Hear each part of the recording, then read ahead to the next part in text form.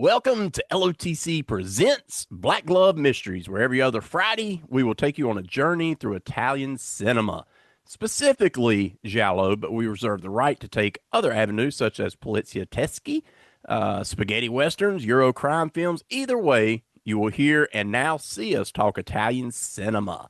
This is episode 432, double double 64, if you're keeping count. I am your host, GregaMortis, along with Ian Irza. What's up, Ian? Well, I don't know anyone who can hide you guys. What about Clara and those two whores? They'll look after us and we can bang them too. You will, huh? And what if you can't get it up some night? They say out, huh? I know a safe place. I love it.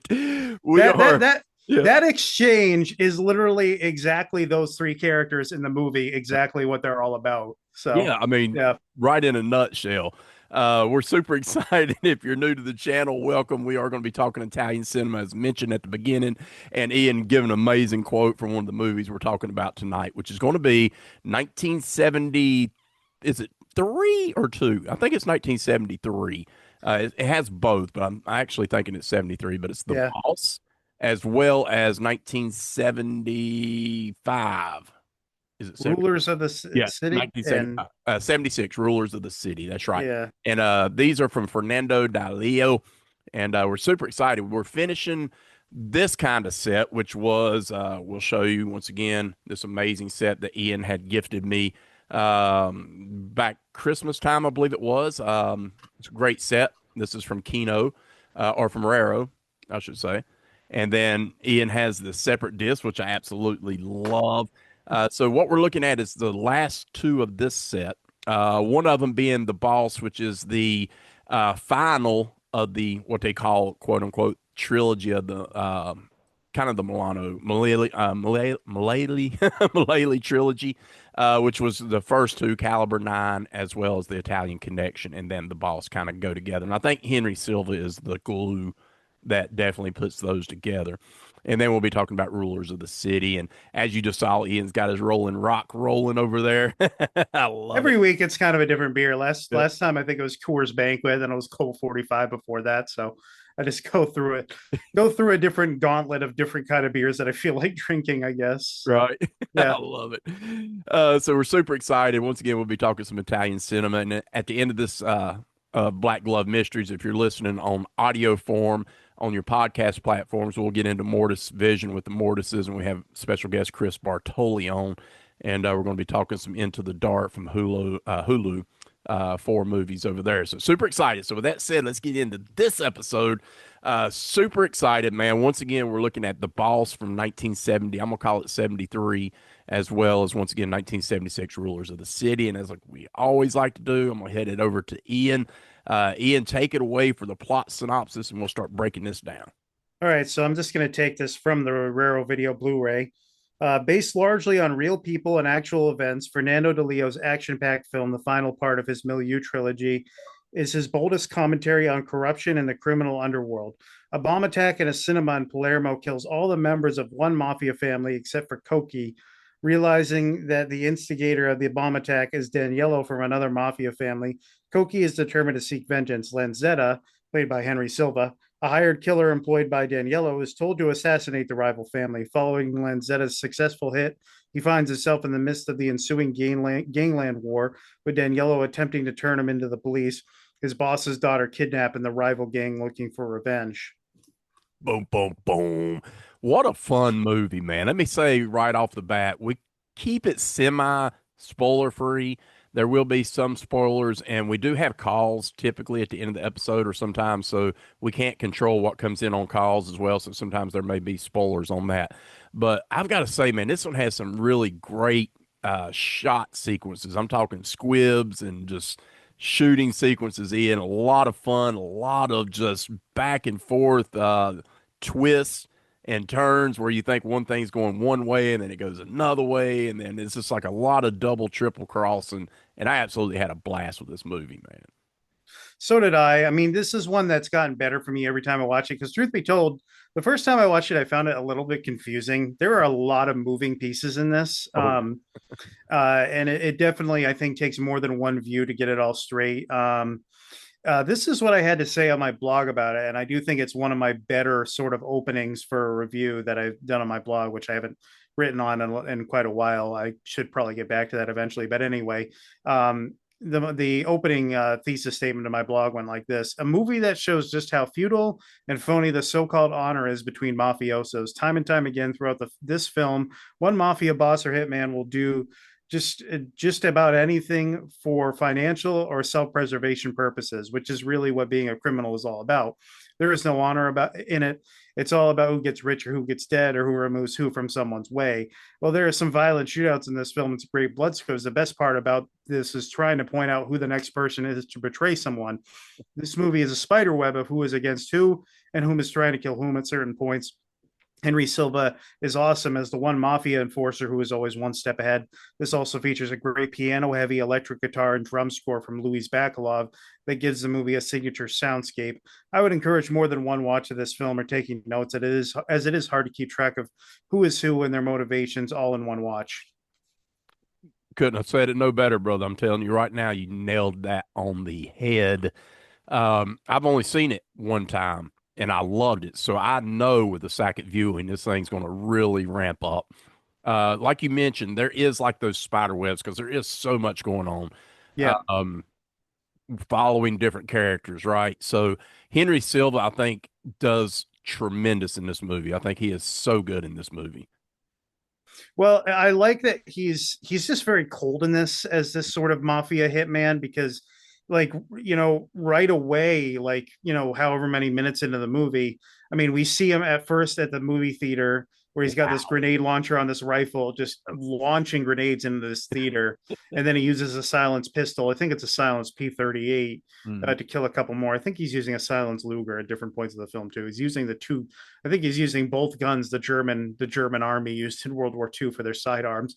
But anyway, you see him kill the people in this theater. Then when the mafioso's daughter is kidnapped, Giuseppe Daniello, I think it is. Yeah. His daughter is kidnapped, and then the Richard Conte character basically tells him, "Well, we kind of have to kill him now." And he said, "I was raised by him 15 years, but that doesn't mean anything." Like he kills this guy with no remorse, no hesitation whatsoever. Don Carrasco is the Richard Conte character. Yeah. And basically like it's from there it's like, okay, who is going to betray who next? Like that just sets the tone of exactly how this movie's going to go, because then Koki is betrayed by his right hand man. Mm. Then Lanzetta, they basically do what you may call it, the god, almost like the Godfather scene where they kill all the families. Yeah. The christening scene from the Godfather, where they just kill everybody from Koki's family. Then basically it was Koki's right hand man.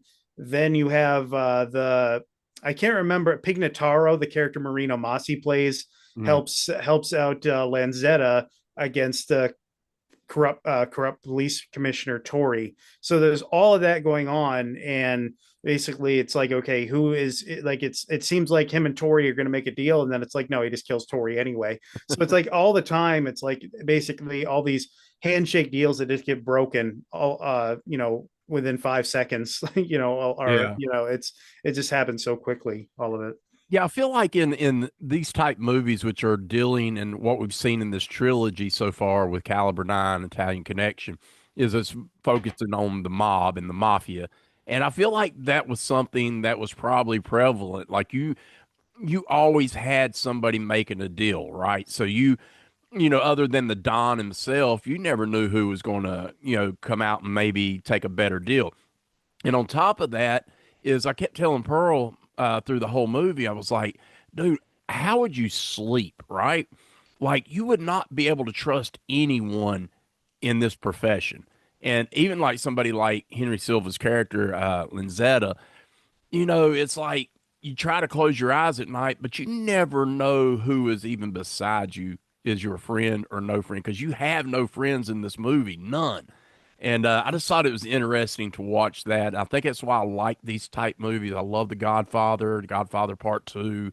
I love movies that deal with that whole scenario. But in this one, I thought the twist that would take place, like the backstabbings and the different things, was done so well, but I think it started with what you mentioned at the very beginning of this movie. It set the pace, and that's where all these members, these mobsters, got together in a cinema to watch a skin flick of all things, and then that's where the hit takes place. And this grenade launching gun that he's using is freaking phenomenal. I mean, it's just and lots of dummies and different things. Clearly, I mean, with the fire sequences, but it still worked for me. Ian, I seeing these guys just burning and exploding, and then the body getting shot outside of the cinema. You know, he did not change and go to a pistol. He shoots him with the grenade. I'm like, boy, that was overkill. I mean, he hits that dude just splatter, man. I'm like, wow. Those sequences set the pace for me. I already knew right there we're on for a fun ride. And it kept getting better for me. It just really kept getting better to the point that I think we text back and forth about that shootout. You were asking me about the shootout toward the end of the movie. I thought was phenomenal, dude. Just Well, great. that was actually for Rulers in the City, I think, was Oh yeah, that yeah, one. yeah. But there, the christening scene is awesome. You Yep. get the guys getting machine gun off the balcony of this construction building.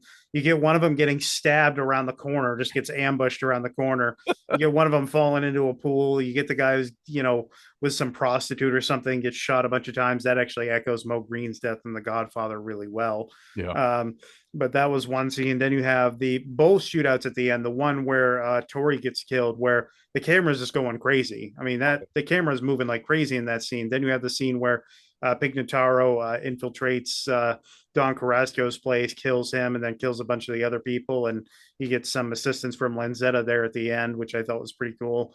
And then you have what's the lawyer Rizzo. Rizzo's in the background, and he's like setting all of this stuff up, orchestrating all of it, so he can come out on top by the end.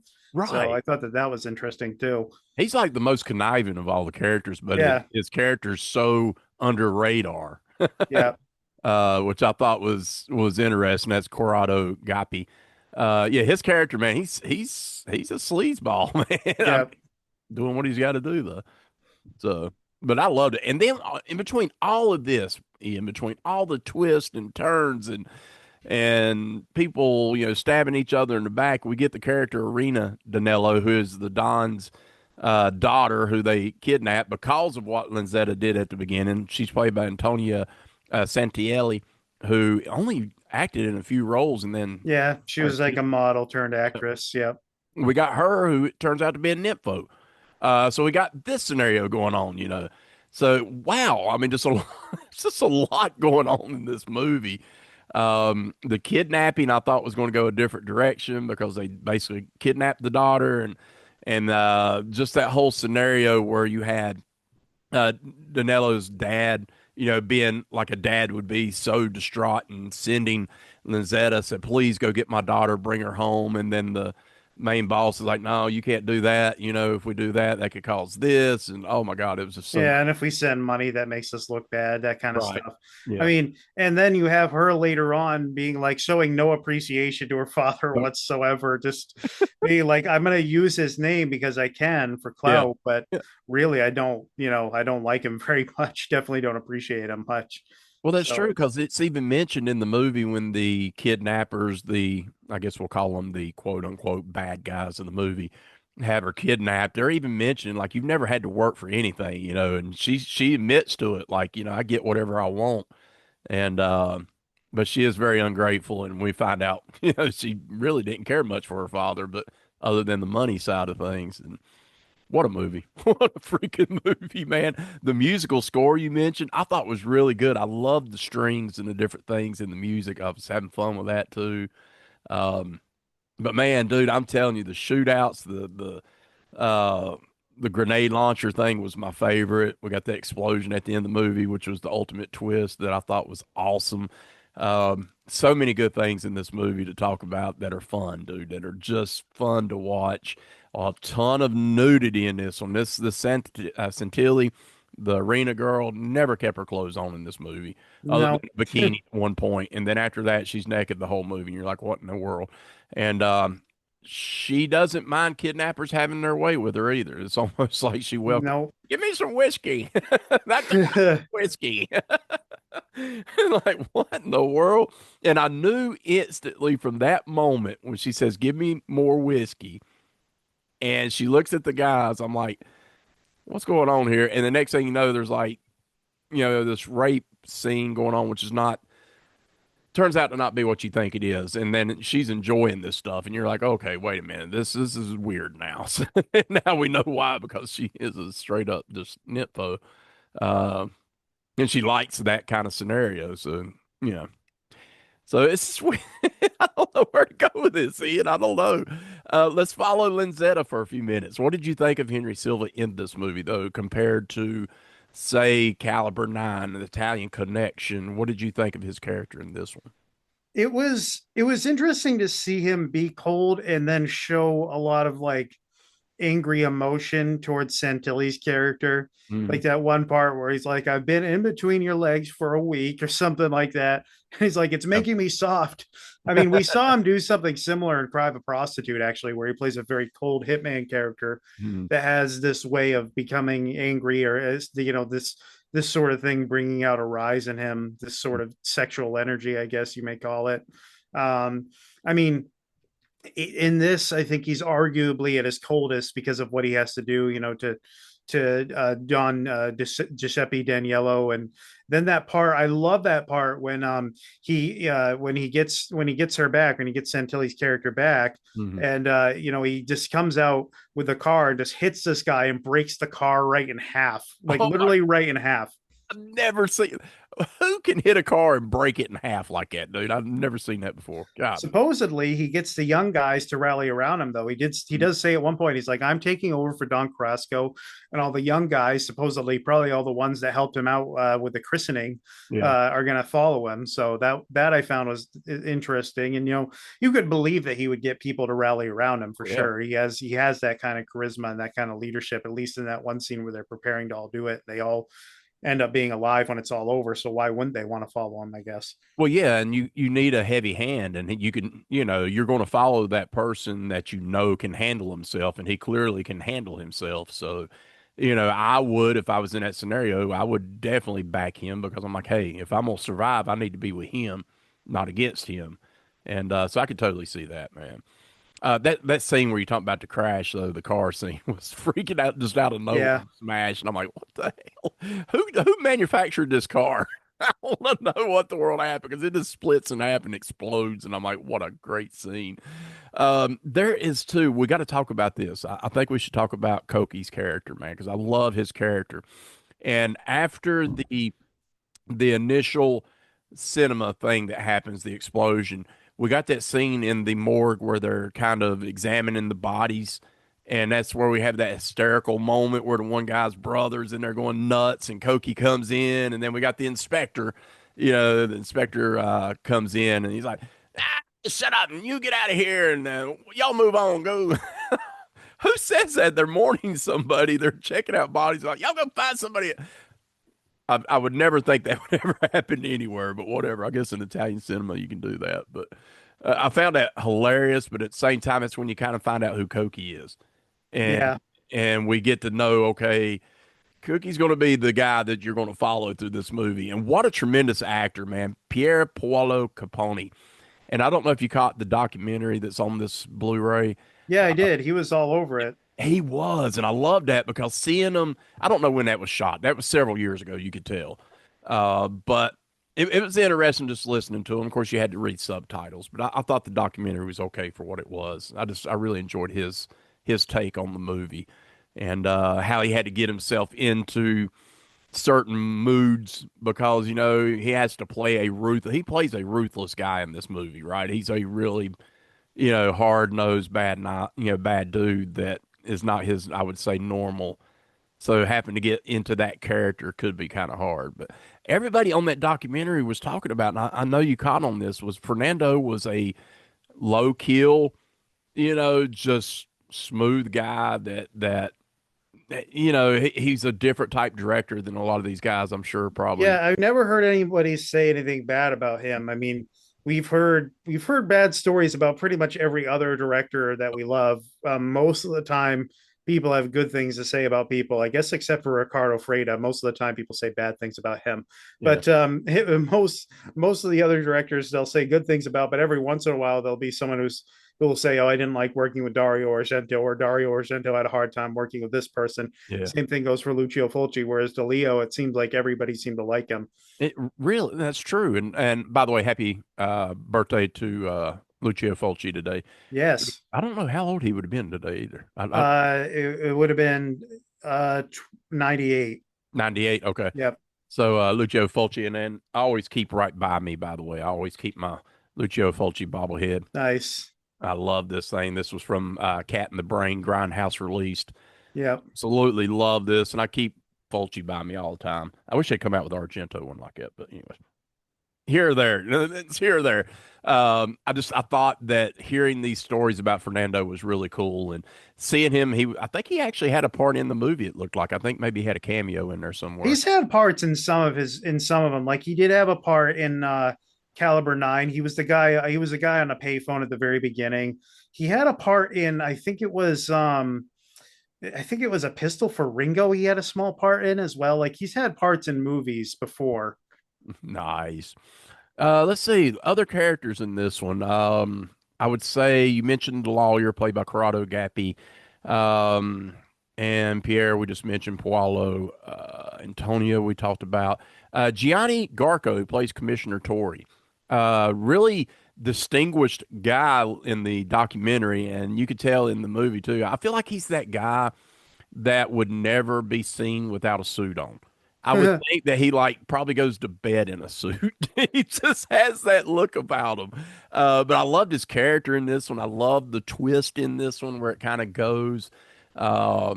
Really cool character, man. Yeah, he's like a really slimy sort of cop, and an informant for the mafia who's willing to take either side of the mafia depending on which one is let's say on the up and up. Yeah. Yeah, basically that's how it goes in this for him. He's a great actor. We've seen him in movies before, and I can get to my Hall of Fame rankings too. Yes, let's If we do that. wanted to do that for the Yeah, cast sure. members. So this is Henry Silva's fourth movie that we've done on the show. So he is officially a Hall of Famer. He will end up being an all-time great at some point. And I wanted to do some stipulation. I think um, in order to be an all-time great, at least for these rankings, to me, you have to be a person who kind of stars in these movies. Some of the background character actors, I'll say they can still be in the Hall of Fame, but I don't necessarily know if they can be all-time greats. Yeah. The difference between like Michael Jordan and maybe certain average Hall of Famers that may have just made it because they were on the '60s Celtics or something like that. That makes sense. That's I just actually like my that. Yeah. yeah. Richard Conte. I don't know if we've ever done another Richard Conte movie. We will end up doing Yeah. more because he's in some other Eurocrime movies like The Violent Professionals and Shoot First, Die Later.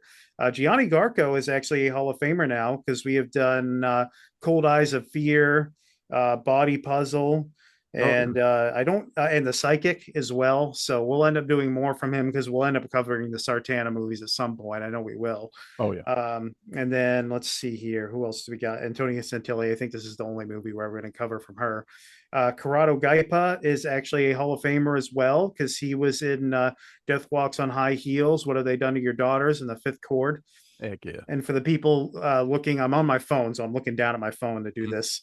Um, and then Howard Ross. Howard Ross will end up being a Hall of Famer.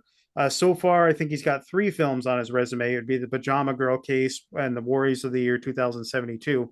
There's one big movie that's going to put him in the Hall of Fame eventually. So, where he plays a guy with 2 fingers missing. That's your hint for what the movie is.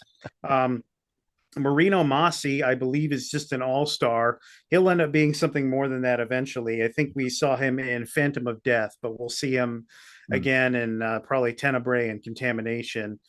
Gianni Musi, who plays Carlo Attardi. He's in a ton of Eurocrime movies, none of which we've covered yet. Claudio Nicastro's in a bunch of them as well, none of them we covered yet. Andrea Orelli, have we seen him in anything else? Yes, Don't Torture a Duckling, where he played Oh yeah. McKelly's dad. Yes. Yeah. Yeah, I knew I he's seen he's him. the guy right at the beginning who gets killed in the theater. Right. So we've seen him, yeah, in Don't Torture a Duckling. Mhm. And that might be all I have for the rankings. Vittorio Capricoli is officially also an all-star after this episode because he's also in the next movie we're doing, Rulers of the City. He Nice. plays sort of the good police commissioner in this Yeah. that we see in some scenes. I like him too. I like the Yeah, butting of heads between the two. I thought that was pretty cool. yeah, And I love his little, I don't know, he had a weird stance about it. It's kind of a cool character though.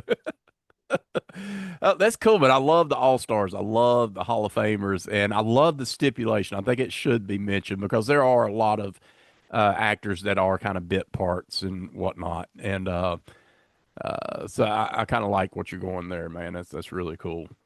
yeah. Yeah, cool, man. I like it. Any more on there? Because I think that was about it, right? Yeah, that was about it. I do have some stuff that I wanted to read from Yeah. this book from Blood in the Streets. If you can see that, there you go. Woo, look at that book. Good Lord, is that still available? Because that's It gorgeous. might be on Amazon. I remember one of my friends was one of the ones who pointed it out to me because I think Sean Baker, the filmmaker, who I think actually just won the Oscar for Best Director, if I'm not mistaken, for Yes. Honora. Yeah, Sean He won like 4 awards, 4 or 5 Yeah, awards. Yeah. he posted a picture of this book, and then my friend sent it to me. Like, he's a huge fan of Italian genre cinema. Sean Baker is. You can follow him on Letterboxd, and Yep. he'll have watched a bunch of those, releases. Like, he had a review of Killer Crocodile at one point. He liked Killer Crocodile 2 more, and he said the reason why is because it had more nudity. So that's exactly how Sean Baker rolls. The Right. guy Right. who is the Oscar-winning director is one of us. And it's called Um, Blood in the Streets. yeah, Blood in the Streets by Austin Fisher, I believe. Okay. Yeah. I'm looking it up. So, the most overt theme, and I think I've read some of this before, of DeLeo's mafia films is one of which corruption being imbricated within every facet of Italy's civic, political, and religious life. And this is most vividly depicted in The Boss when the Sicilian mob boss, Don Carrasco, collaborates with corrupt Commissioner Tori to enact politicians' desires in the sanctuary of a cathedral. The scene's dialogue, setting, and soundtrack work together to emphasize the extent of mafia influence both in Italian and papal institutions and abroad. Firstly, a cardinal says to Don Carrasco, "Thank you for the offerings of your American friends and for your generosity. Make yourself at home." Then church organ music punctuates the conversation as Carrasco reveals the full extent of his influence to Tory. Don Carrasco, quote, "When someone does something for me, I show my appreciation. I'll have you promoted. There are deputies who owe me a lot, and some are there because I got them there." Commissioner Tory, quote, "Right now, the authority of the state depends on order, and you appreciate order, Don Carrasco. That is why your parliamentary friends and I don't consider you an outlaw. We consider you a collaborator." And Nice. then I have some more of more interest for the purposes of this book are ways in which DeLeo's characters repeatedly demonstrate an overt preoccupation with the past. Time and time again, the viewer is presented with older mafiosi lamenting the passing of a more honorable age as bygone codes of honor are disregarded by young punks who have no respect. Let's see here. Don Carrasco, an ill boss, objects to a proposed merger with the drug dealing Calabrian criminals because our family, quote unquote, is strictly Sicilian. The mafia the mafia has existed for centuries and survives because we are Sicilian through bonds of blood, kinship, and marriage. We can't let them in our family. Mm.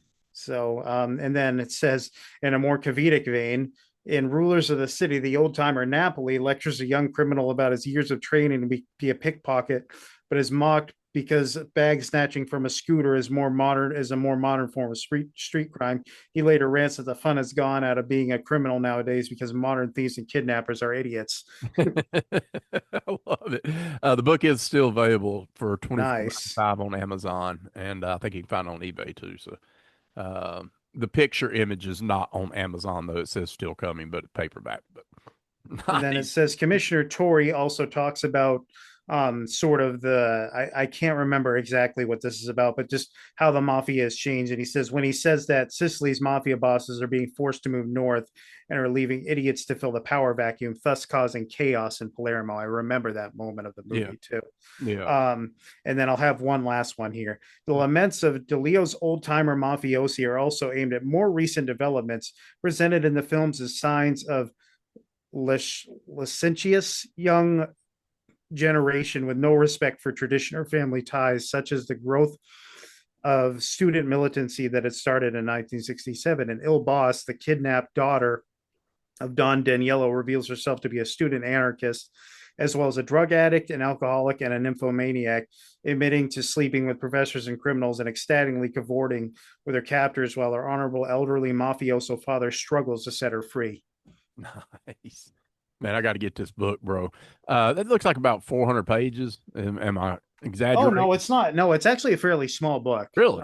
Yeah, I mean that. Okay. Okay. All right. It looked a little bit bigger when you Yeah, first. 235 is basically Oh, the end of it, so it's not too bad. yeah. All right. I'll be picking that up eventually. I got to get it. There's only two more left on Amazon, but it says more coming. So there you go. You get more of them.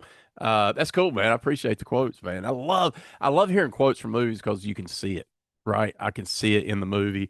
I think it's duly noted that the disc that we watched, this is one, of course, Ian once again gifted me.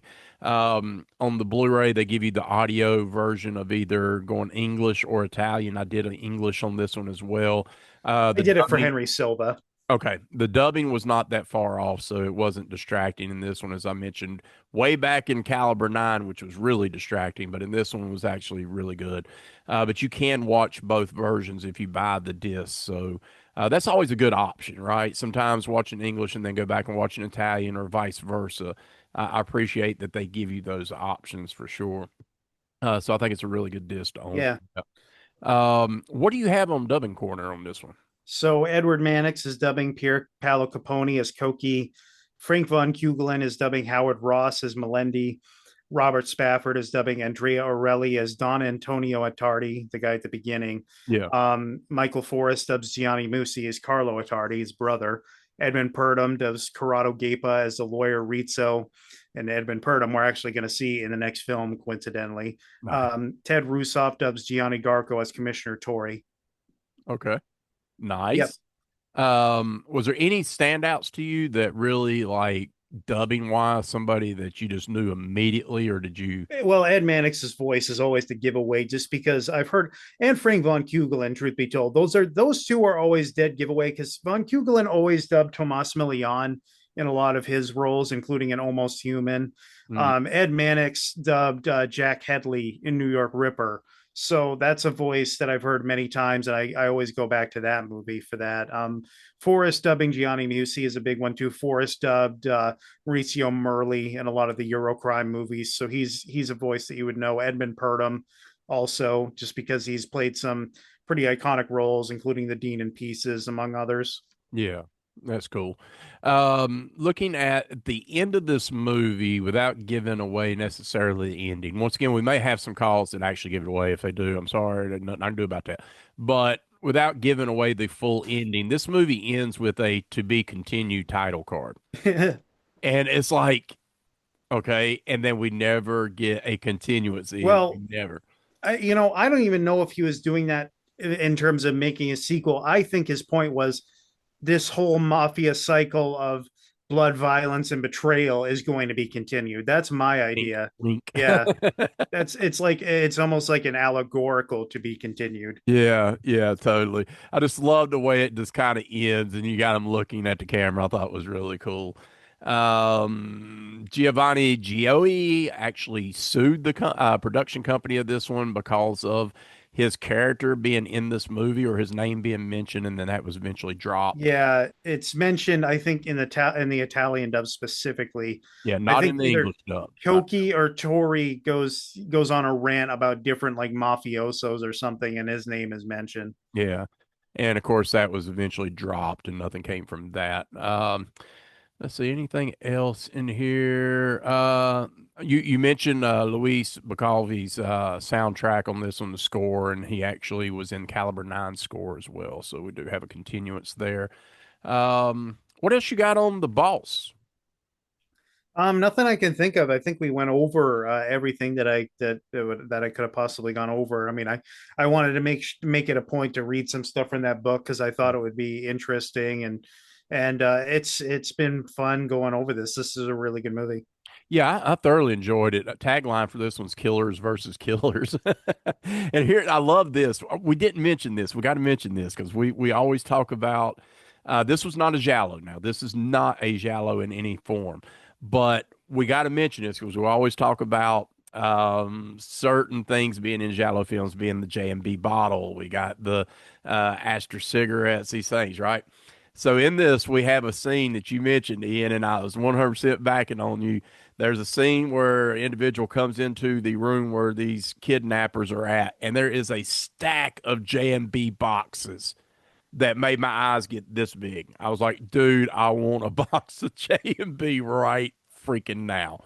I need a J&B box of scotch like they had. It was freaking insane, bro. But I got a kick out of that. I love the product placements, the way they just kind of place certain things, certain places. But here is the tags that IMDb has for this movie: J&B Scotch, check. Sex, check. Female nudity, check. Pornography, check. And then Poliziottesco, check. So Yeah, it's like they're what was that room that they're in? Silva and Santilli. What was that room with all the porn in the background, like all those pictures? What I was know. that about? No, it's in his room, right? Like I Yeah. don't know, but it's like all these naked women all over the wall, and then I guess maybe that's why he likes to sleep. I don't know, dude. It was so, people like art, right? I will say this, her fate of the movie is actually pretty dark. I didn't I it just made me think of it, but yeah, like what happens to her is like Oh, actually kind of dark when you really think about it. Uh, yeah, I totally agree, dude. And here's the thing, like, do you like her character? Do you dislike her character? Is she a good character? I mean, a good person, a bad person, whatever. But do you kind of feel remorse with what happens to her? Yeah, there's all them scenarios in this movie, and you can call it whichever way you want. It doesn't really, hold much in this movie. But at the same time, it was actually one of those scenes where you're like, damn. But no, I had a lot of fun, dude. A lot of fun with this movie. So let's go ahead and pass around our ratings on this one, Ian. Let me grab something to write with. There we go. All right, so where do you come in for The Boss? I'm giving it a 9. I'm gonna hit a 9 as well. And the reason behind that is first time viewing. I think it's going to take another viewing, as you mentioned. If you go in to watch this, and man, I'm telling you, I know you're going to back me on this, Ian. Please watch this movie. I think once you watch it, I think Ian is 100% right. I think there's so much going on with different twists and turns of the way characters are going that I think it does take that second viewing to make it even a little bit better or maybe a little worse. So I do want to give it a second viewing before I go up and say, hey, this is a 9.5 or a 10. But for me, 9 flat. Great movie. Lots of fun. Glad we got to watch this one. So that is The Boss, 1973. So let's go into our next one and the last one of this episode. And it is once again in this set, boom, boom. Or you can get the individual discs that Ian has as well. They're still available. Look at that. God, those individual discs look so freaking sweet. This one actually works out really well for me, Ian, because I got so much less shelf space and having it all into one. And I've done this on the previous two episodes, so let's do it on this one as well. There are individual discs. So they're not just a single disc with two movies on each disc or whatever. You get an individual disc. So I appreciate that. But let's go ahead and get into it. It's 1976 and it's called Rulers of the City. And let's head over to you, Ian. What you got for a plot synopsis? Okay, so the paradox of rulers of the city is that the rulers are small time crooks and suburban gangsters who barely manage to make ends meet. But that's what makes the film so real and accurate, and perhaps why Quentin Tarantino credits Le Padroni della Città as the pivotal force behind his decision to be a filmmaker. In the film, Tony is a mob loan collector who's unsatisfied with his position in life and constantly dreams of living it rich in Brazil with his brother. To make some quick cash, Tony joins forces with organized crime, making his way up the ladder.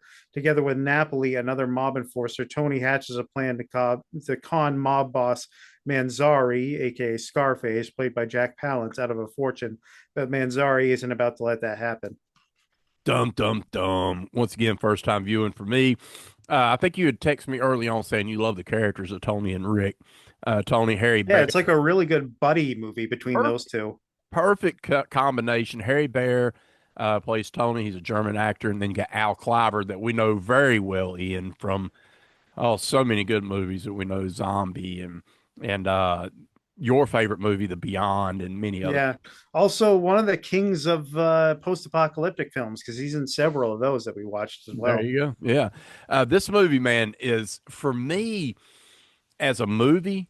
I had more fun with this one than The Boss. I think The Well, Boss may be the better movie, but this yeah, one was a lot of fun. this movie's funny. I mean, Yeah. it is very funny in parts. It's a lot more loose. It's not Yeah. quite as serious. Like it is a more fun movie to watch. It is absolutely.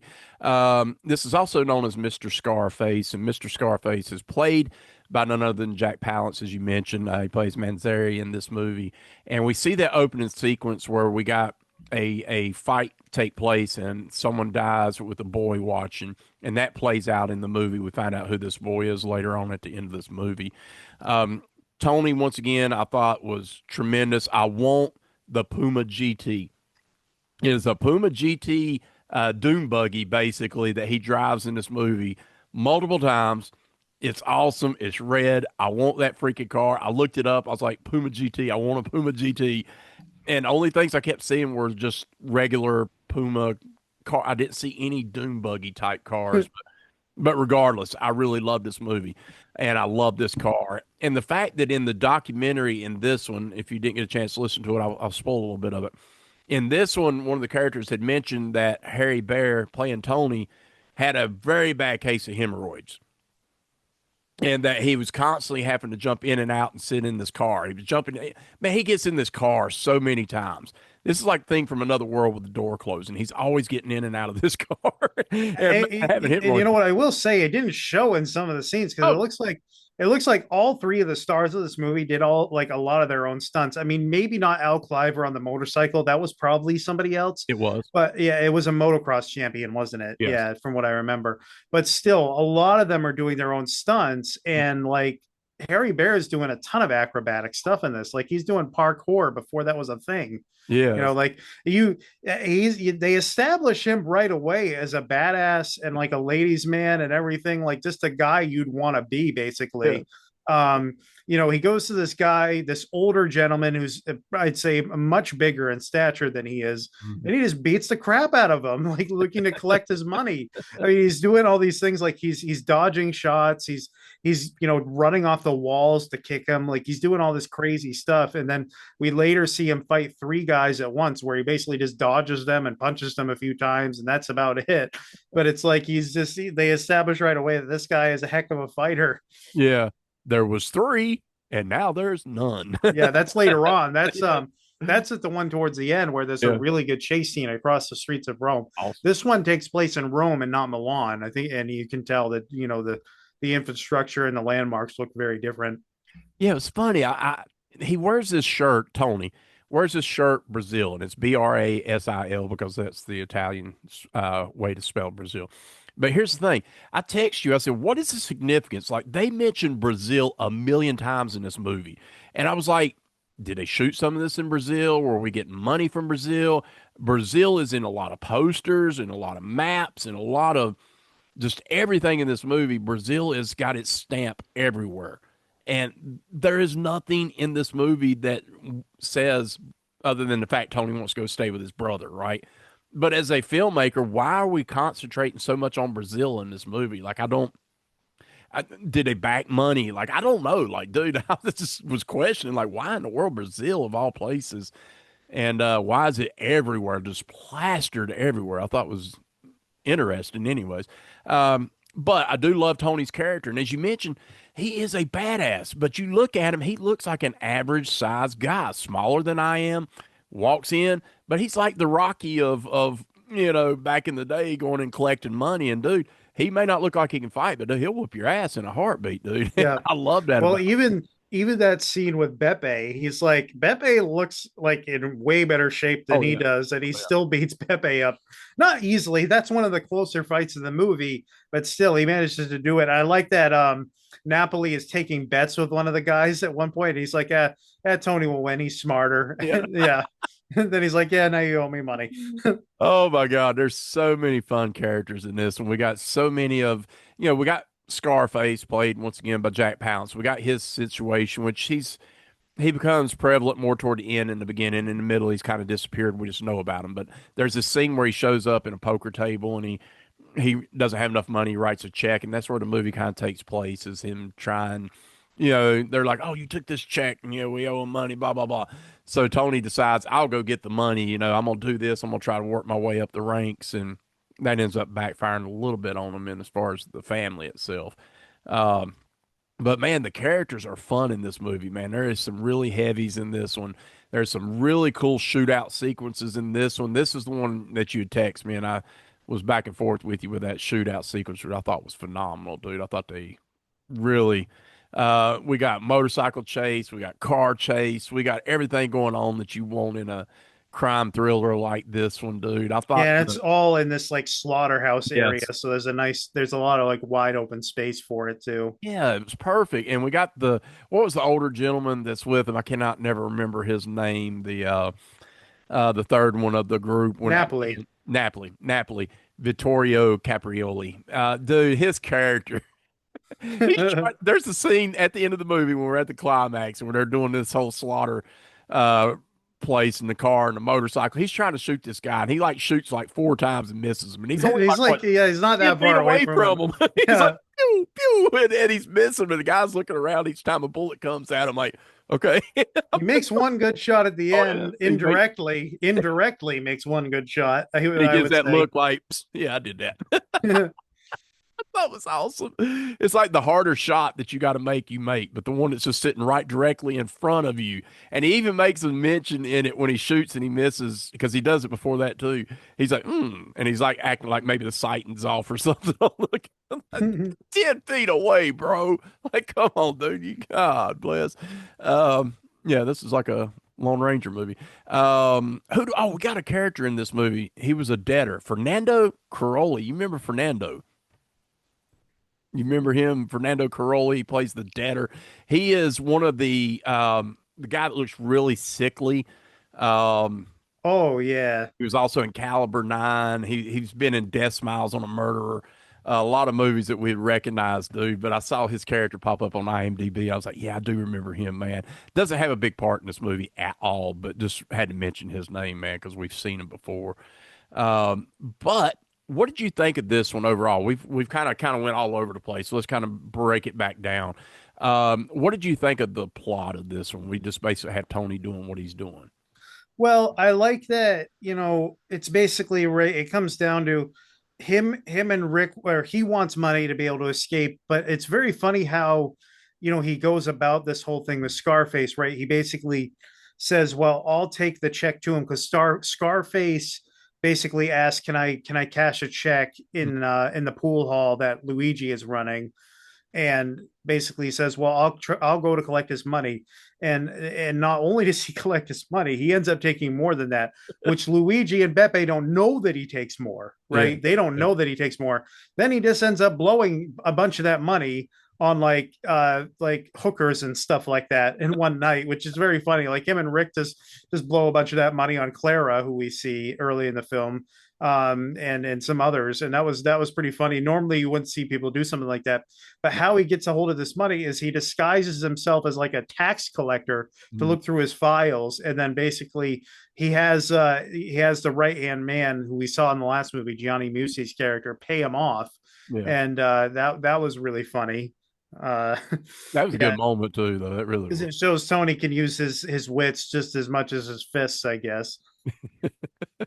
That scene where he is in the tax office and the guy's trying to hand him the money. He's like, "Oh no, no, no, don't hand it me. You take it in there and hand it to him. Give him the blue folder or whatever. Give him the folder." And I don't want to touch it. I don't want to. He's such a slicker. You. I will say this about this film. I don't want to say that I feel bad for Scarface and for Luigi, but like they're not as mean or as evil as your typical Eurocrime villains, especially Luigi. Like Luigi's kind of just doing his own thing, and then he gets killed at one point by Beppe, who betrays him. Like Beppe is arguably the biggest villain in the movie, and Luigi doesn't really deserve that. Like he's kind of just, yeah. I don't personally, I don't think he deserves it. I mean, he doesn't really do anything bad to Tony, at any point in the movie, really. I mean, if you really think about it, Luigi, all he basically is just kind of a collector of money, right? Like they Yeah, have these money laundering things. He's not. a I mean, low-ranking don't get me wrong. collector. Yeah, yeah. It's not like he's out here executing people and well, I guess Yeah, too, though. But anyways, in the movie itself, we don't see him doing anything drastic. But then, like you said, Pepe, played by Enzo Pucarano, he is definitely the heavy of this movie. He's definitely the villain of this movie, and that fight with him and Tony was awesome, dude. That was a Yeah, really good fight, and I do like Luigi in this. Edmund Purdom, I thought he was really his character was kind of to being somebody that's supposed to be a leader of this group. I thought he was a little bit of a pushover, and yeah, I thought his character was kind of like I didn't buy that he would be the kind of the leader. I thought that Pepe would have took him out anytime, but it works for the movie. I did like his character. Where it went. The demise of him was wow. yeah. What ended up happening to him, but um, the But Claire. Yeah, go ahead. I was just going to say, in this movie, it seems like the main characters are ahead at every turn. I mean, Rick has his own plan that obviously comes to fruition. Like, he plans to do almost everything that he does in this movie. I'm not going to spoil exactly what the ending is and why he's doing what he's doing, Yeah, but Rick is one step ahead, and so is Tony. Like, the whole movie, like, and even Napoli has that one point where he calls Scarface, then Rick sets up the whole thing with the drugs, and Scarface just thinks it's going to be a business deal at the end of the movie and gets right. surprised when it's not. So they're really one step ahead the entire movie. They almost never seem like they're in any danger, truth be told. Yeah, and that's the thing too. One of the things I wanted to look at too was that whole setup of them, just trying to do a drug sale, right? I felt like it was a little too easy. I would think somebody in the Scarface caliber that he would know better than do something like that. He would have had to know like something's awry here, but regardless, I mean, what happened there? I love that Rick and Tony, who are from two different spectrums, are able to come together and work together, even though they really have different motives, Yeah, but they play together so well. And what ends up happening with those three in that chase at the end and that whole sequence is, dude, it's so freaking good, man. I'm telling you, from the motorcycle scene, which once again we know was a stunt motocross champion, and there's even mention in the documentary that there's a scene where they had to build this ramp and he jumps, and that when he did the jump he like even went out of camera sequence, like he was going so, and they were like, wow, we got it but we didn't get it because it went out, and he's like, well, I can go slower or whatever. So it's just all these sequences that he did with a motorcycle was awesome. uh have driven a motorcycle myself. I know kind of the whole scenario, and he's very talented on that thing, dude. There's a lot of fun, man. A lot of fun. A lot of shooting in this one that I loved. Um, Man, there's so much good about it, Ian. It's just one of those movies that I'm even still remembering back thinking, wow, like I want to see it again. Like I really want to see it again. And I will watch this one a second time for sure, dude. you were going to talk about Clara. I do like Hmm. that exchange with her at the beginning, Hmm. where Beppe is like, "Oh, well, have you slept with her yet, Tony? She's been with this guy and this guy and this guy." And then she's like, "Yes, I have, Yeah. but not one of you has been man enough to satisfy me." And she's like, "Come by the club sometime, Tony." Yeah. Yeah, Yeah. And we, of course, get some nudity in that scene as well. But I don't know, man. I don't know where to go from here. What do you have? Let's do this. Let's do this. Do you have anything in the book? I know you already mentioned a little bit. Uh, not anymore. I think the only thing I had was that there wasn't much on this one for that. Yeah. what do you have? Let's do this. Let's do this. Let me get over here. I want to look at this sequence right here. So we have in this one, we have the music. What did you think of the music, which was by Luis Enrique Bacalvi? What did you think of this one? Yeah, Bakalov again. Yeah. Yeah, I mean, I like that he combined the woodwind in this one. He brought that back kind of like he did in Caliber 9. Um, I think it's a little more ethereal, and he puts a lot more bass into it. Like, it is a different score from what he did in The Boss. It's a very catchy opening theme tune that plays a lot throughout the film. Agree. And I think it's like a different when you get into these type films, when you get to Politsatetsky and these crime Euro films compared to say a Giallo, I think the music's a little less important in my opinion. I think in Giallo they use that music to really set the moods in Giallos, with your twists and blah, blah. But still they're enjoyable. And I thought this one was definitely an enjoyable score. Shot well. I thought the sequences in this one was shot really well with a lot of action taking place. So I thought they did handled that well. And all these were written by Fernando Leo, so I thought was really they're clever stories. They're fun stories to follow. Um, let's see, what do you have on the dubbing corner on this one before we get into any more of this? So let's do this real quick. Gotta go back to this page. Okay.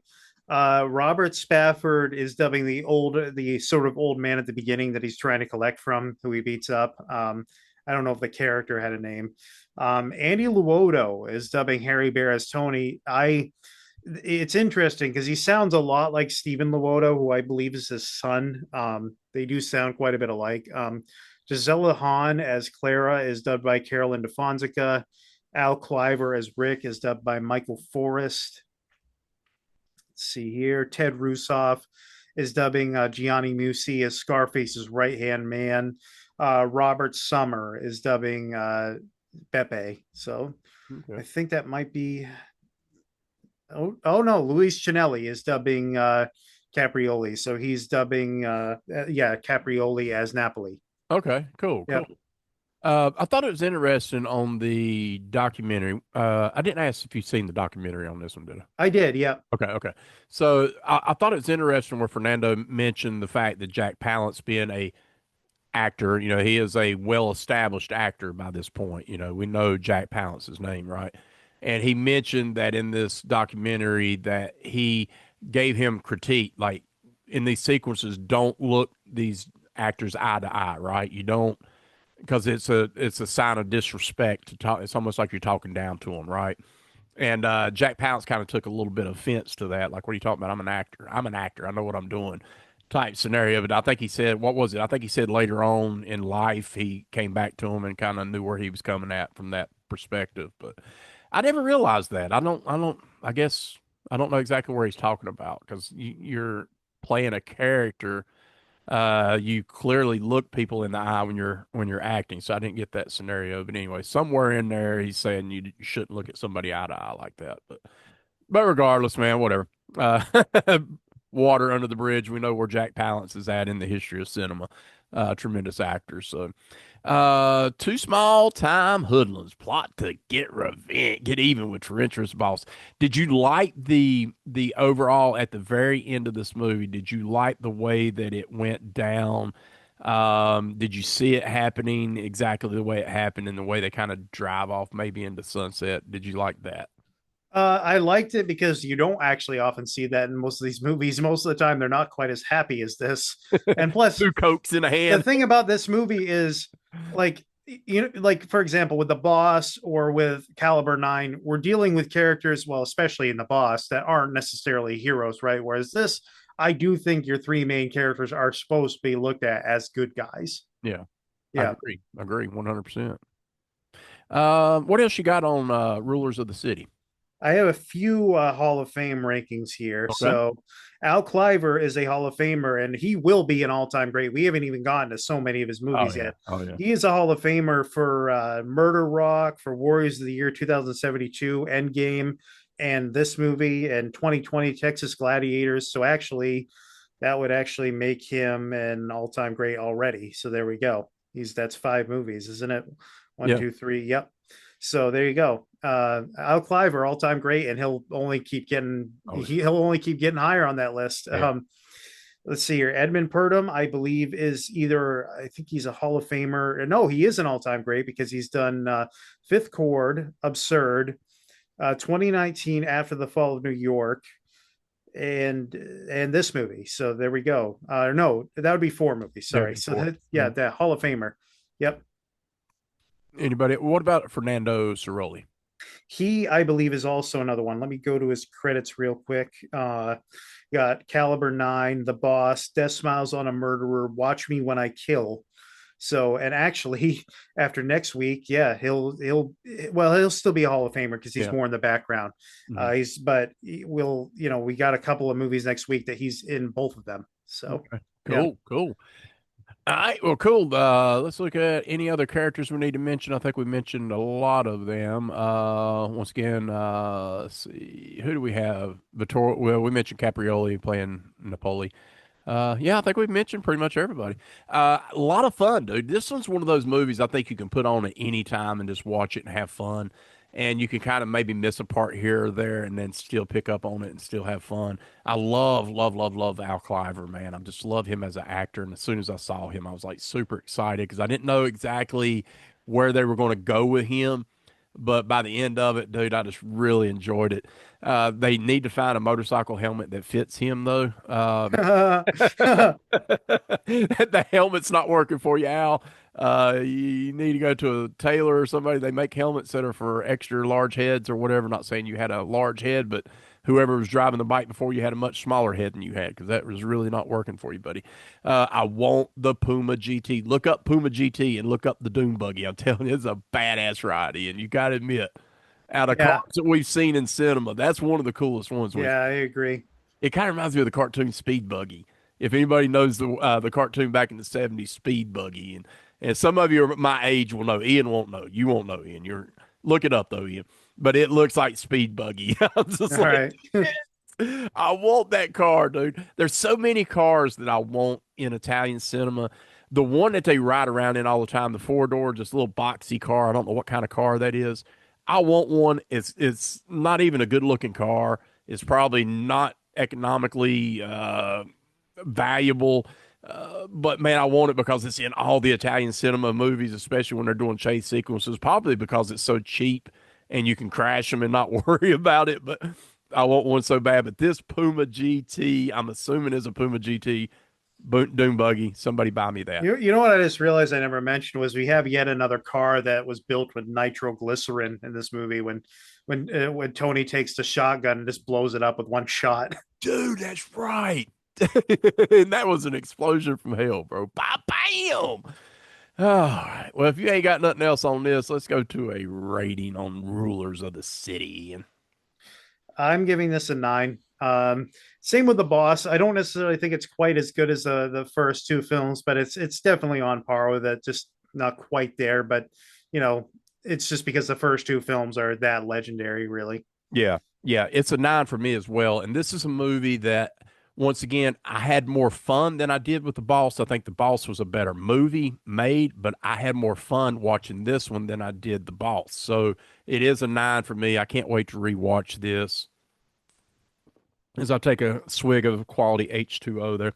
H2O. Once again, if you can find the Raro video Blu-ray, get it right here. All four movies: Caliber 9, Italian Connection, The Boss, and Rulers of the City. Or you can go individual like Ian's got. Excuse me. I recommend that. Highly recommend it, man. It's such fun. But this is not the episode yet because we still have some voicemails to get to. So we're going to get to those as my little buddy that Pearl got me for my birthday. I mean, for my birthday. Check it out. No, this was Father's Day. I'm sorry. For Father's Day. Isn't that cool? He's got a Nice. yeah. He's going to get the phone ready. So let's get this thing. I'm so stupid. We'll get the speaker ready here. Let's get it up and running. And we'll play this voicemail here. I think we have 4 voicemails tonight, listeners. So what we like to do is get these and play them for you. Once again, we cannot control if there's spoilers or anything like that, and there may be on these, but if they are, just bear with us and go with it. So let's go ahead and go here. Let me switch over here. Here we go. Sorry. So this first one I missed. This was actually last episode, which would have been 460 in, and it came in right about the time we were recording, so I did not catch it. So I do apologize. But we're going to play it on this one. I have no clue what's said on this one, but it's from our buddy Kyle Bishop, Dr. Walking Dead. Let's see what he's got for us.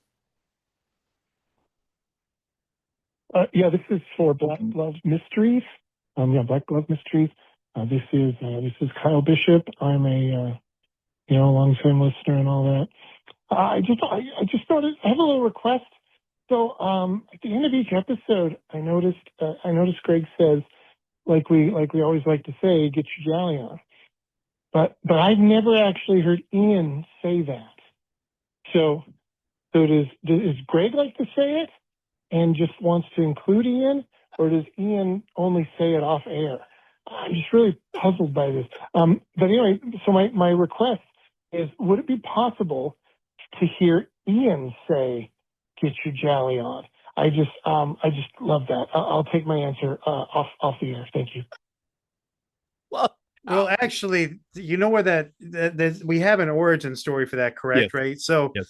basically, that was one of my original ideas to name the show or name the segment. Was get your get your jolly or get your jolly, really, because it could be Right. pronounced either way. And I thought it would be an interesting name for the show as kind of like a nice pun. So Yeah. that's actually where that comes from. Greg usually just started saying it at the end of the show as a way of signing off. So Yeah. yeah. Pull the curtain back. We'll do it tonight, Ian. Right when we end the show, I'll go to you and you can do that for Okay. Kyle Bishop. Nice. And you got to know Kyle Bishop, who is in where's he at today? I think he's still in England or Yeah, something. he's been taking some vacations and stuff and seeing some really cool locations. Yeah. He's doing like a Harry Potter. They're doing like a Harry Potter tour too, which is insane. Oh, that's cool. Yeah, it's been really cool, man. So yeah, Kyle Bishop, we love you, buddy. All right, so let's go to Ian's father here. Let's see what he's got. Hey, fellas, Luke Irza calling in with a review of Ill Boss. If I get cut off, I'll give you guys a call back. So this one was a little difficult to watch because of the subtitles, and I'm sure some things got lost in the translation possibly, but just a few general observations and then maybe some more specific ones. But generally speaking, it seems like this director likes some double crosses in previous movies and certainly this one. And it strikes me sometimes that these movies are a little unpredictable. So the first scene, or one of the first scenes where the medical examiners, or the morgue people at the beginning, I thought was possibly funny. Meaning they had family members in the area while they were examining bodies, or a medical team was examining bodies, which I found arguably a little insensitive. And then one of the detectives ends up, moving him out of there. But I thought initially that was a little bit insensitive, but also kind of odd and funny in a sense. And it seems like the director likes fire. Fire at the beginning of the movie theater, fire to get rid of bodies, like burning them up, cars exploding. So I noticed thematic a little bit in this movie was a whole bunch of fire. And then we can begin to address the double cross stuff. What I didn't see coming was Don Giuseppe's daughter, Marina, being involved in, or kind of going along with it, so to speak, after, being kidnapped. So I felt that was a little bit of a double cross kind of thing. And then I didn't really see Lanzetta killing Don Giuseppe because he was kind of his mentor or helped raise Lanzetta. So, I didn't really see that coming either. I thought he'd have a little bit of loyalty, but who knows? Maybe that's how it goes with some people's thinking. I also liked the character Don Carrasco, who Ian and I spoke a little bit, but who played Barzini in The Godfather. It was nice to see him in a movie. A similar character, but still typecast possibly, but good character. I'll give you guys another call back. I might be running out of time. Thanks. All right, and he does call back, but let's go ahead and comment a little bit on what he said so far. And I totally agree. We mentioned that in the scene with the morgue where they had all the family. I thought the same thing, Lucas. I'm telling you, like when the inspector comes in and starts telling family members, like, y'all got to go, quit acting like this, quit, like, dude, they're mourning over their family here, and you're telling them they're insistent to get out of here type of deal. Like, who does that? Well, I think what he was pointing out was how it seemed like they were still doing their work on the bodies before, like while they were there. Yeah. Like they weren't just bringing them in to identify them. It seemed like they were still doing their work on them. They were Maybe. cutting on them. You're Yeah, right. exactly. So it's like we're like, that seems unprofessional, I guess. And then, yeah, I mean, even going back to Milan Caliber 9, you have the people at the very beginning of the movie getting captured and then blown up. So he likes explosions and he likes fire. I agree with that. I think we all do. You know who else does? Beavis and Butthead. Yeah, yeah. Maybe they were fans of Fernando. We know one person it was, and that's Quentin Tarantino. We can talk about that. But Yeah. let's go to a second call here. Hey, Luke Urza, continuing with a review of Il Boss. Excuse me. So anyway, we're covering the double cross stuff. So I also found it interesting that the guy at the end, I don't recall his name, the character, but the guy who tries to kill Lanzetta or Henry Silva at the end, they try to set Silva up, and obviously Silva figures it out and kills that guy instead. Yet again, obviously some kind of double cross thing. And then a couple other generalizations. So at the end, the lawyer gets a call from someone, and it says, to be continued at the end, which I don't believe it ever was continued, but I kind of wonder if somebody has a viewpoint that I wonder if the lawyer's orchestrating a lot of this stuff, because the lawyer seems to be, he seems to talk with these people in generalities, like I spoke with the bosses or I spoke with these people, and he kind of directs at the beginning Giuseppe and Carrasco, but you never know really who he's speaking with, and maybe they know, even though we don't see the characters. But I'm just kind of curious if there could be an angle that the lawyer is kind of controlling everything and pitting mafia bosses against each other for some kind of eventual outcome for himself. And then another generality or whatever observation would be, maybe it would have been a good idea to let Lanzetta have the $500 million. Just why try to kill him at the end, I guess. Almost like a retirement gift for Lanzetta, Henry Silva's character. He took out Giuseppe, he took out Carrasco. Lanzetta, did the remaining mafia families a favor, in my opinion. 2 fewer dons, more action, more profits for other families.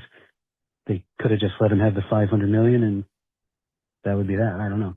So anyway, those are some observations about Il Boss. I'll give you guys a call back about Rulers of the City. Bye. Okay, so let's talk about that, the lawyer and the boss. I kind of agree with you. I think the lawyer definitely pulled a lot of strings. I think he had a lot of, I don't want to call him maybe the right-hand man to a lot of the Dons, but he was definitely like a right-hand man. He was able to pull strings. Yeah, I think the only thing that's unclear with him is how much he's planning from the beginning or how much he's doing it as he goes. I mean, he's Yeah, obviously behind something, but it's like you don't really know if he's planned it all out from kind of how it goes from the beginning, like how much he's involved with like Koki, yeah, or how much he kind of pivots later on to being being a person who yet again is just betraying everybody and trying to get his own leg up, basically. yeah. Do you feel like it was Lanzetta that called him at the end? Who knows? Maybe. I don't know. It it warrants that he did, but we don't know the timeline because where the ending happens and then where the lawyer gets the call, it makes it seem like that Lanzetta would be walking down the street somewhere and wouldn't have the chance to call yet. I don't know. I mean, it's movie magic, and it makes no difference because it never plays out. But it's just something little. I think maybe Lanzetta called him and said, "Hey, it's done. Let's go from there." And you see that little smile he has on his smirk on his face, like, "Yeah, I got what I wanted." So cool. So let's go to Luke's last call here. Hey, fellas. Luke Urza calling with a review of Rulers of the City. So first off, always good to see Jack Palance in any kind of movie, truthfully. Great actor, great on-screen personality, etc. Wonderful actor. So Rulers of the City, I thought was good. I really enjoyed the whole thing. I liked all the characters in it. Luigi, kind of middle kind of man, or whatever you want to call it, as far as organizationally. And I thought it was interesting that Pepe, kills him and tries to, get in on the business by taking his place, taking his position. But then Pepe was killed by Rick, which quite frankly, anybody that Rick killed, I was not surprised by, because I felt like he was the child at the beginning who saw his father get killed by Jack Palance. So thematically, what I enjoyed was how Rick kind of orchestrates and makes all the plans to draw Scarface out, and uses Tony and oh boy, the other guy. Oh shoot, I can't remember his name right now. The older gentleman.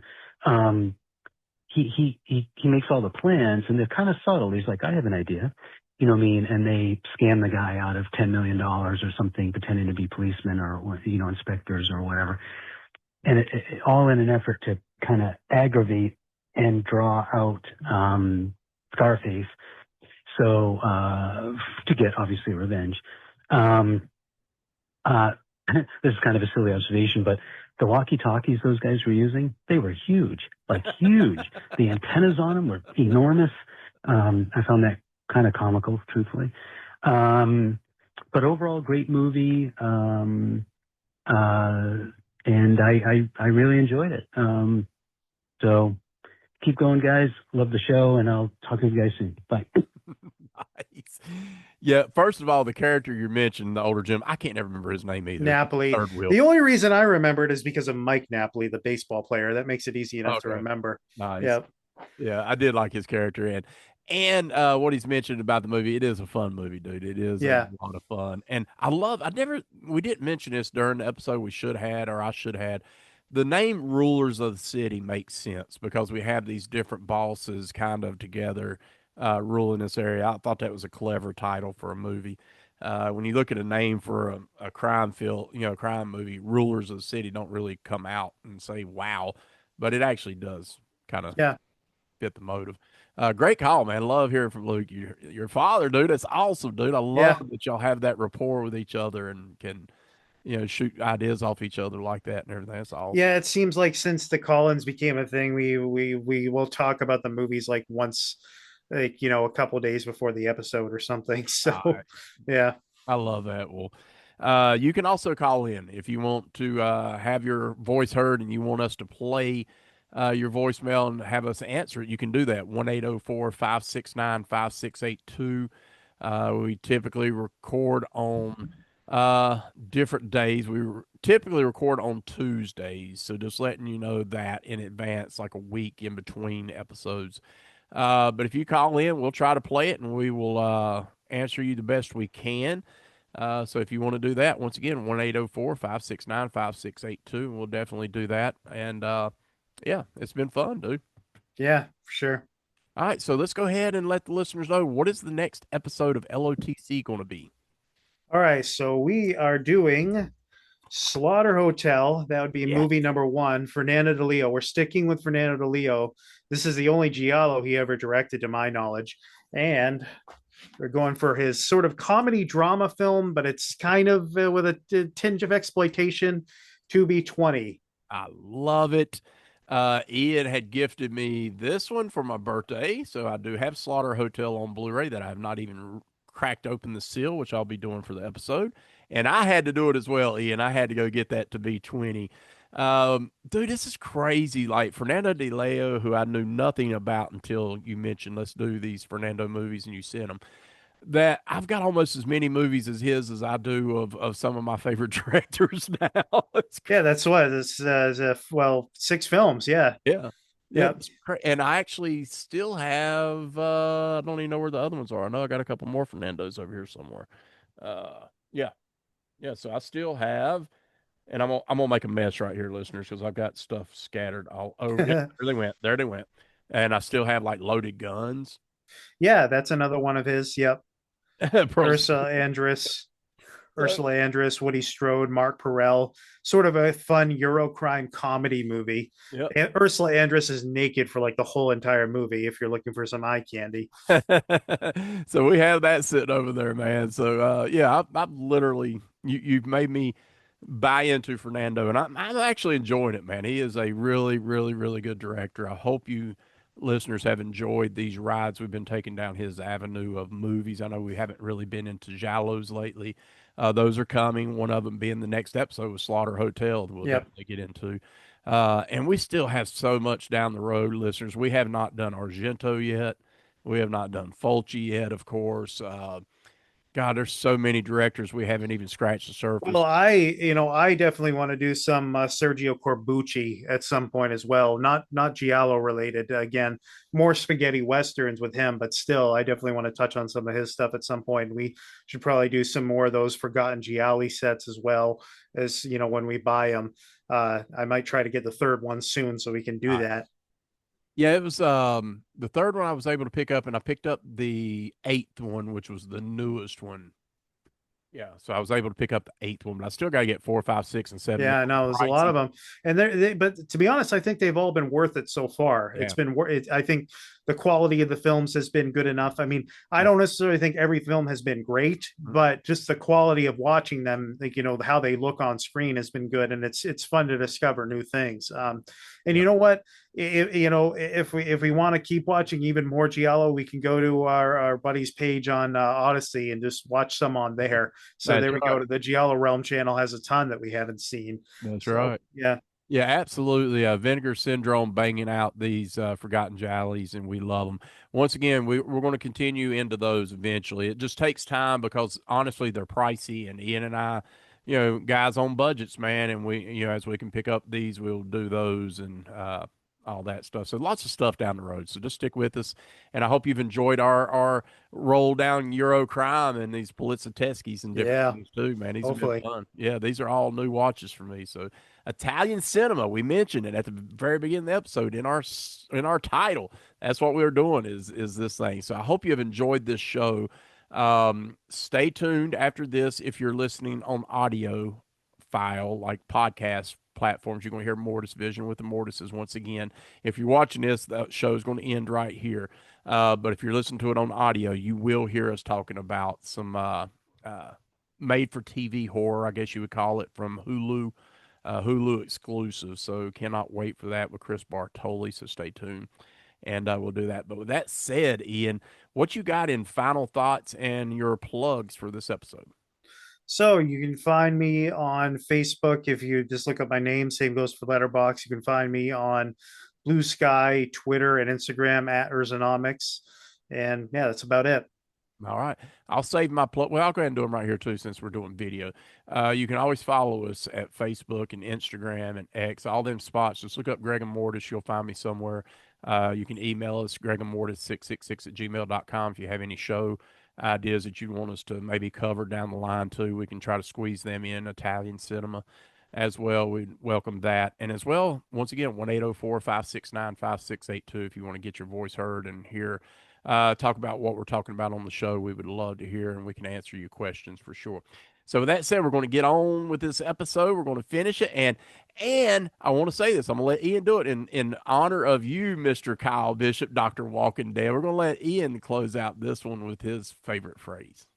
As we always like to say, get your jolly on. I love it. We'll see you on the flip side. Peace. Subscribe to the channel.